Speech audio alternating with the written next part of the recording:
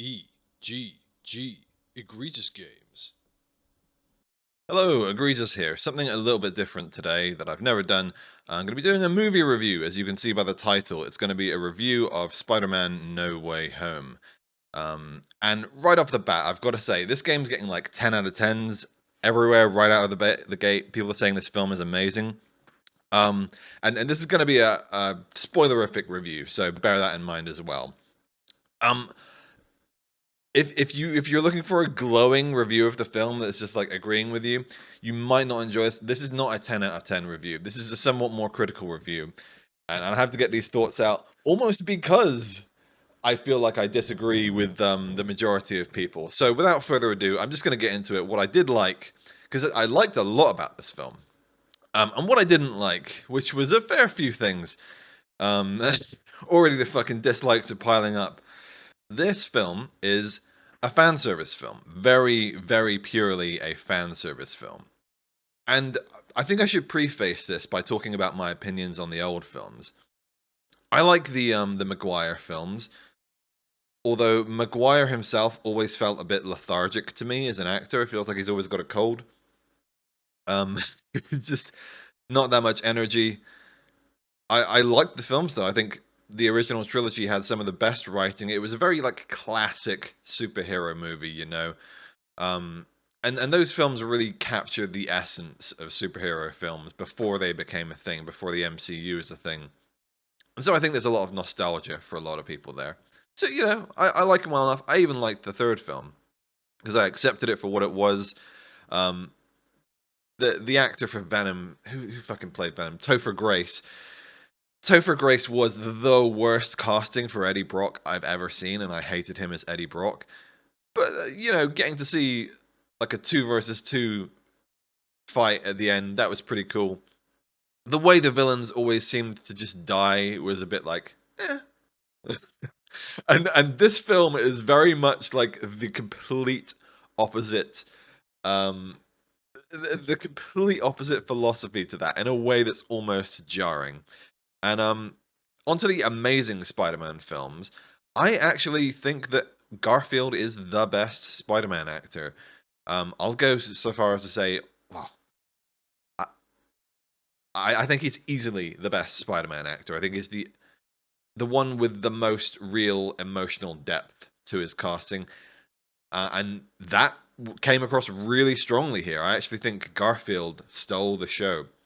People going about like, you know, Garfield is too cool. That's the standard complaint, and I'm like you can show him getting bullied and stuff again, but like we've already seen that. We can see a different side of Peter Parker, and this one, like the Amazing Spider-Man films, the conflicts were a lot more internal than external, which I really liked. I liked focusing on Pete's own struggles, and so you get to see him be a bit of like a bad boy, a bit of a dark loner, you know, skateboarding, and his relationship with Gwen Stacy. It almost felt like a like an indie movie in some ways. Those films, like an indie kind of romance.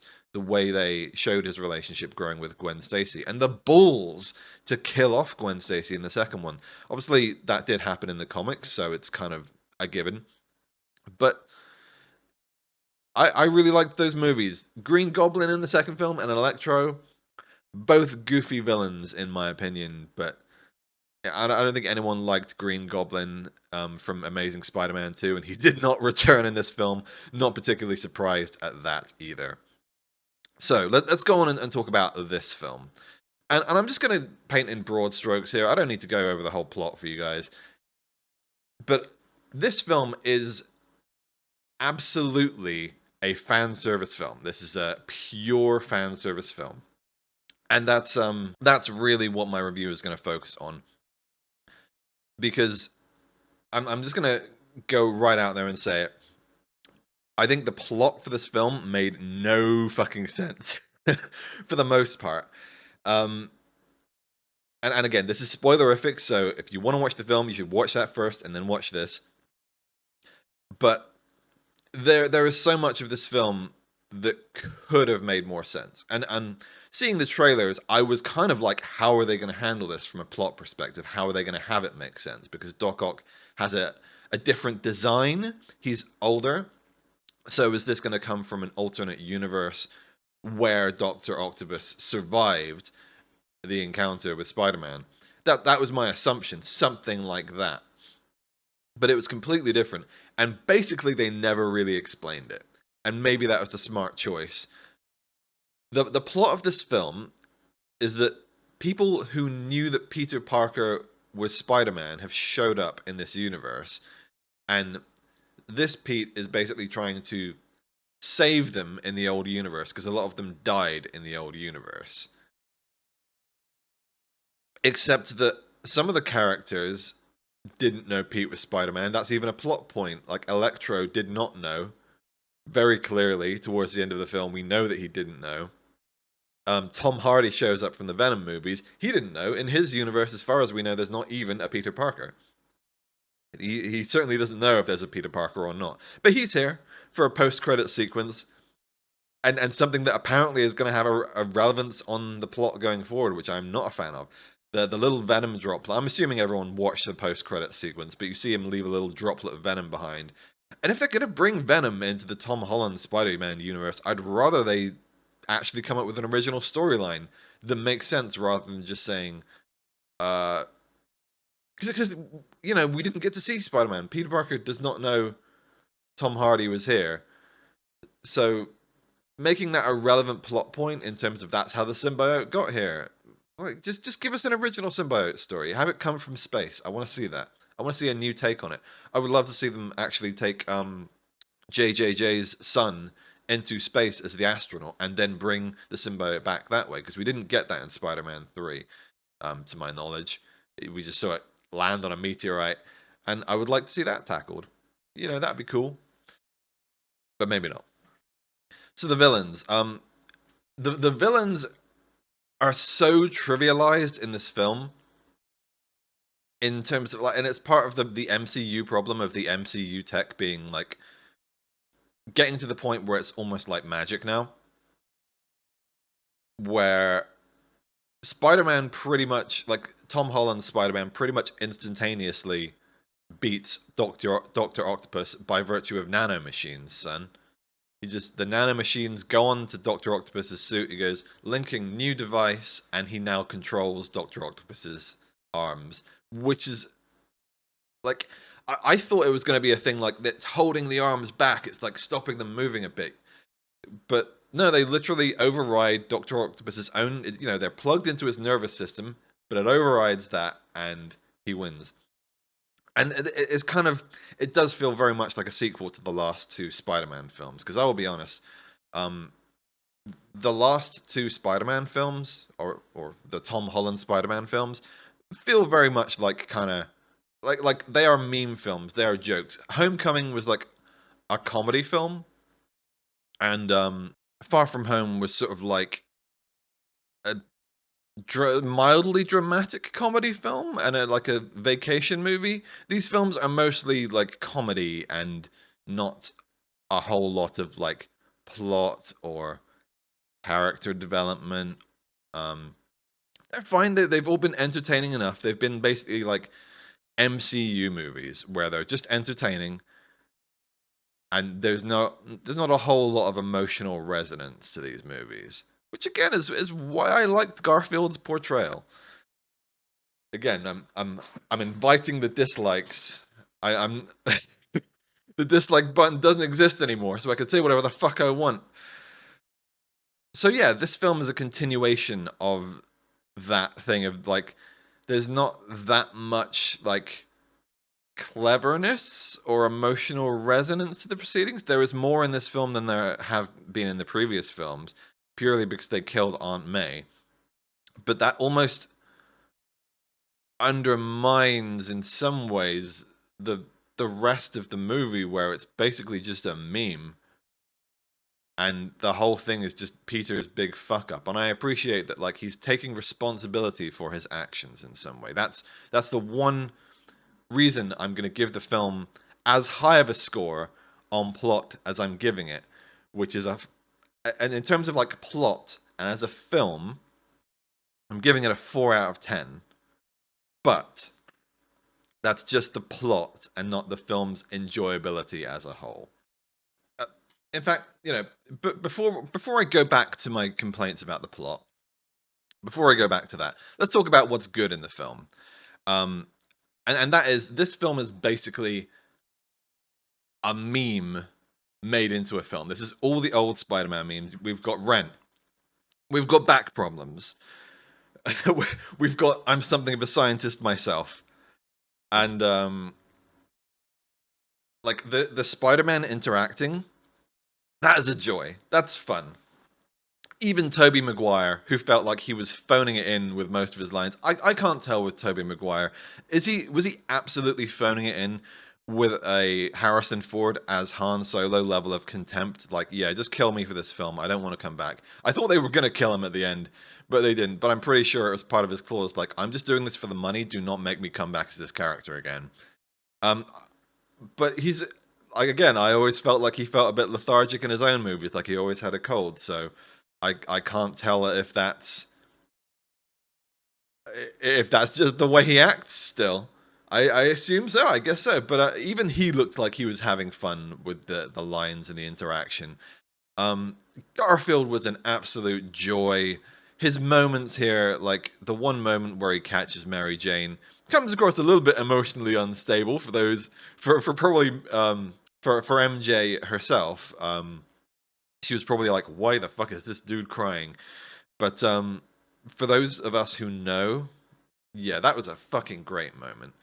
Even if I would rather have had real sequels to the Amazing Spider-Man films where they dealt with all the plot lines they've been putting down about his parentage and such, about his parents and such surviving, because like that was what I wanted to know. I wanted real plot. I wanted real continuity, and I still would love to have had real sequels to that. In a similar vein to, we'll never get a sequel to the Spectacular Spider-Man cartoon series, which was, for those in the know, the absolute best Spider-Man cartoon, even better than the old 90s Fox cartoon, and it ended on a cliffhanger, and we never got to see that cliffhanger resolved, purely because of marketing reasons, because Sony wanted to make a new Spider-Man cartoon. Oh look, deja vu. We didn't get a resolution to the Amazing Spider-Man plotline because Sony wanted to make a new version of Spider-Man. Uh, so yeah, the stuff with the villains, just in from like a humor perspective, that was all the joy. Getting those team up moments, very fun. But I feel like a lot of people are giving this film a 10 out of 10 based off these are things that I recognize. Like I've seen people going, the three Spider-Man landing on the Empire State Building. I cried. Like, it's a cool shot, but it's just not it's not a movie. I mean, if you're happy to pay £6 to see Spider-Man land on top of the Empire State Building, sure, that's what some people want out of movies. But for me, that doesn't carry a 2.5 hour film. Like those cool moments. Um, but as a meme-tastic movie, just like if you're purely just enjoying it for the fun, probably give this film like an 8 out of 10, like a 7 or 8 out of 10 for me. Because like even as a big Spider-Man film, even as someone who knows all the memes, I've seen all the Spider-Man stuff. I've played like maybe not every single Spider-Man game, but like most of them. I'm like a Spider-Man fan since I was a kid. You can tell this. He's my favorite superhero, but even for me, it was like 7 or 8 out of 10 in that respect. If I take it as purely just on enjoyment and memes, and I forget about the plot, you can probably tell this about me, but I'm not the kind of person who can just switch off your brain necessarily. Um, I can if the film wholeheartedly embraces that. But this was not a Far Cry Blood Dragon type film. This was not a Spaceballs type film. This was a film that was trying on some level to take itself seriously. I had a similar problem with Homecoming, where some of the things like went too far into meme territory. This film wants to take itself somewhat seriously. Um, and so we are going to come back to the plot. And I think like they could have made me happy with one more little addition because they didn't explain much. They didn't explain like, okay, this villain's from this timeline. It's taken from right before he died. So when he's going to come back at this point, didn't explain any of that. But that's okay. That would have taken time. I would have been okay if they had just showed what happened in the villains' universes after they go back. I wanted an epilogue basically for Maguire and Garfield. I wanted to see those villains jump back into those universes and just a brief scene where, like, maybe, you know, he looks at the newspaper, like, Electro has been cured, or Otto Octavius working on new energy source, something like that, and Tobey going, that's great. That's all I need, something like that. Because as far as I can tell, if you remember Spider-Man 2, Dr. Octavius sacrificed himself to stop his energy thing destroying the city, right? So if he got pulled out right before his death, he's still gonna have to fucking do that. Like, he wasn't crazy. Like, what? Like saving their lives in this universe, or like curing them, doesn't save their lives necessarily, or really change much. Is Green Goblin gonna jump back in, like, as his glider is flying towards him, like, whoa, whoa, no, no, and then he's fucking dead? We assume not, because the film has to have a happy ending, but it's never explained at all. And, like, it's just, again, if you switch your brain off and just accept the logic that the film is throwing at you, then fine. But, like, there's so much here that's incongruent with the films that they come from. And here's the biggest one. The fact that they basically cure these villains in, like, a fucking night, like a couple of hours. These characters never slept in the film. They stayed up all night, and they, like, cured the villains. In some cases, like, multiple times. They had enough time for Holland to, like, come up with cures to the villains in the first place in a couple of hours. These villains who've had their, like, powers for assumedly, like, years in their home universes and have not been able to be cured. And Holland just fucking comes up with these solutions instantaneously. And then all of the Spider-Man just come up with the one that's believable is the lizard cure, because I believe he does cure him in his home universe. He says as much. I've already cured him once. That one makes sense. But, like, and Doc Ock makes a bit more sense. Fixing the chip shouldn't be that hard. Some of them, though, fucking Sandman curing that shit, I can't imagine that would be fucking easy. I can imagine that could go wrong in all kinds of ways. I was like, what if he's, like, dispersed and then they hits him with the cure? Like, he's just gonna turn into, like, chunks of blood and flesh and bone dropping down all over the Empire State Building. That would have been hilarious. Green Goblin, yeah, like, I'm willing to suspend disbelief for that, but it required a lot of suspension of disbelief, and especially when it comes to, like, how that actually translated to stopping them dying in their home universes. And I liked the stuff, like, we got a tiny little teaser of Maguire going, like, you know, things are, like, difficult or, like, not so difficult. Like, I wanted more of that, basically. Like, how is he doing in his home universe? And I really wanted that fucking epilogue. I know they probably couldn't have gotten the actress for MJ back. That probably would have been a pain, and more budget out of the film. But, like, you don't even have to have her there. Have some lady with her back turned to the camera.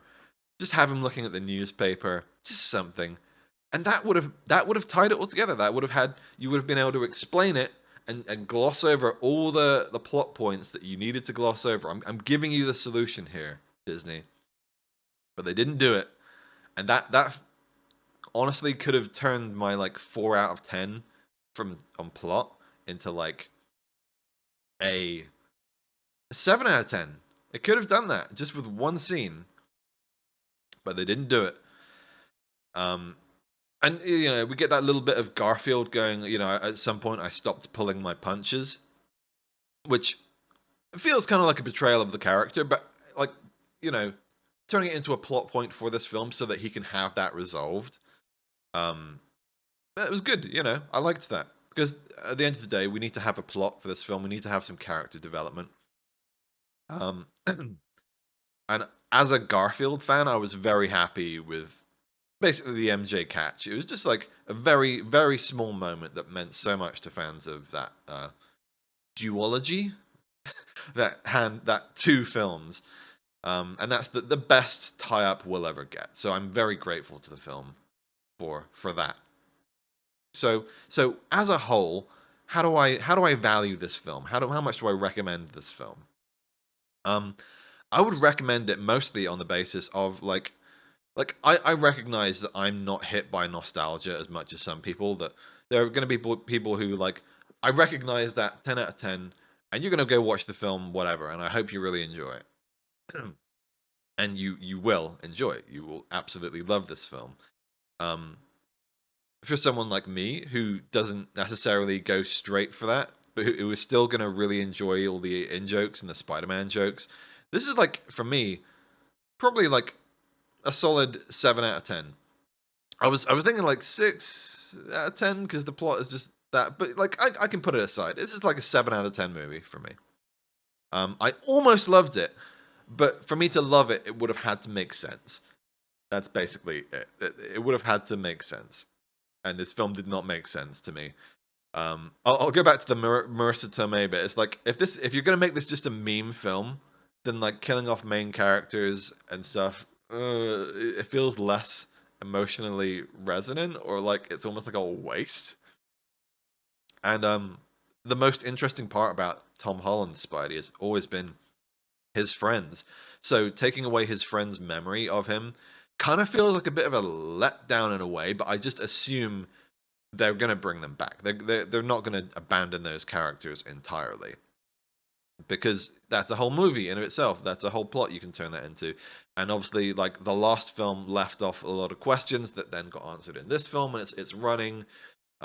Each film is not necessarily as self-contained, kind of nature of the MCU, but yeah, I think they can do plenty more interesting things with Tom Holland if he decides to return.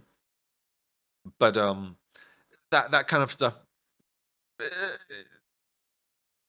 it's just it's fine. It's fine. I'm not going to say it's bad or good. It's just kind of there.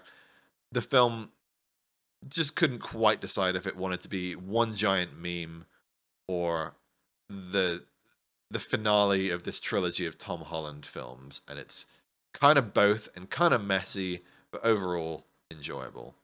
If you're like me and you love Spider-Man and you just want to enjoy the memes, the fucking, you know, I'm something of a scientist myself, all the little in jokes from all the old Spider-Man films, you're going to enjoy this. But your enjoyment depends on whether or not you feel a film can be carried on those elements alone. And on the elements of like we get a cool Doctor Strange versus Spider-Man fight. Um, I feel like the fight at the end was actually a bit short, and like there's no didn't feel like there were really any stakes, or it was just a very short fight. And the villains in this film feel very weak, especially compared to their home universes. They just kind of get blasted in like one shot each of them. They've got so many to go through. It's just like yeah, just blast them. But it's fine. You know, none of these fights seems dragged on. I recognize the kids these days have like a fucking 10-second attention span. I'm not that much better. I have ADHD. So these fights are just like bam, bam, bam. Green Goblin down. Dr. Octavius down. Lizard down. Nobody cares about the lizard anyway, but like that guy was the fucking villain of an entire film, and here he's just like less than nothing, which speaks to kind of the weakness of the Amazing Spider-Man films villains. I've always felt Spidey would be way better as a serialized show than films. I think he's always been best in the serialized formats, and I would love to see a live action Spider-Man just taking down street level villains, because he's like a street level hero in some respects. You know, interacting with Daredevil. Give a fucking Spider-Man and Daredevil show. I'd watch the shit out of that, man. But like trying to cram him into movies never quite felt like a good fit for me. Um I feel like people who aren't so into the memes, like this film is getting reviews from hardcore um millennials and Gen Y people who grew up on those films. If you're not a Gen Y person and you didn't grow up on the Maguire films, your experience of this film is probably going to be more like a 4 or 5 out of 10, I think. Like it's just like it's entertaining, but like you don't know these characters. But overall, how would I rate this film and my enjoyability? I think I already said this. I would give this film a 7 out of 10. Definitely worth a solid watch. If you enjoyed the old Maguire films, you'll definitely enjoy this. If you're one of the 10 people out there who, like me, enjoyed the Amazing Spider-Man films, you'll probably really enjoy this as well. I assume if you're willing to forgive those movies, I assume you'll laugh at the memes as well. MJ and Ned in this film were serviceable. Ned has magic powers now. I guess he'll be a magician at some point. Um, and that's pretty much it. This is not to bash on the film or anything like that for those who gave it a 10 out of 10 and who absolutely loved it. I just wanted to get my thoughts and feelings out there. And again, this is not at all my usual thing, but it's my fucking channel. I can do whatever I want. So thank you for watching. That is everything. I hope you have an enjoyable rest of your day, and I hope you all have a lovely Christmas out there. If I don't post again, which I very much, I probably will not be doing any more videos before Christmas. The last couple months have been a bit tumultuous for me, but I am planning on getting back to some stuff. I'm thinking maybe now is the time to get back to projects. So we will see what the new year brings, but you all have a wonderful Christmas and a very happy New Year.